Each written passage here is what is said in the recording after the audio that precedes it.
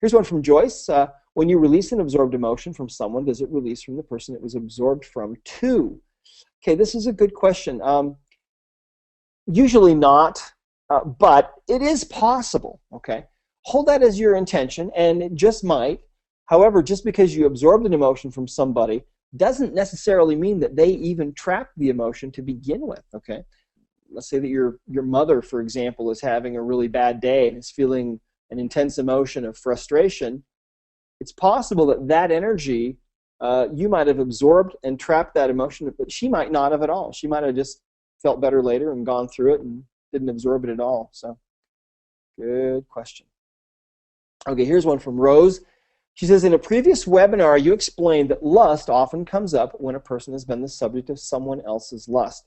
You also said that even if you strongly suspected a person had been sexually abused, unless that person knew about and acknowledged that sexual abuse, it was not a good idea to tell them that. So, what do you tell someone when you find a trapped emotion of lust that was lodged when they were very young, 3 or 4 years old? Well, just because you find lust from a very young age does not mean that your client was actually abused. A person may have had feelings of lust, or maybe there was some sibling maybe that was feeling an intense feeling of lust that maybe it wasn't even about them, that they picked up or absorbed, see. Maybe that person had feelings but didn't act on the feelings.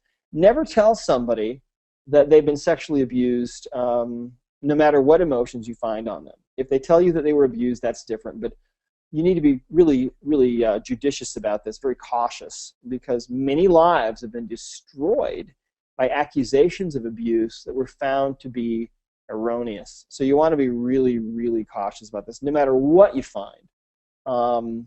You know, you don't ever want to tell anybody that they were sexually abused, unless you actually were there and witnessed it, because otherwise you can't.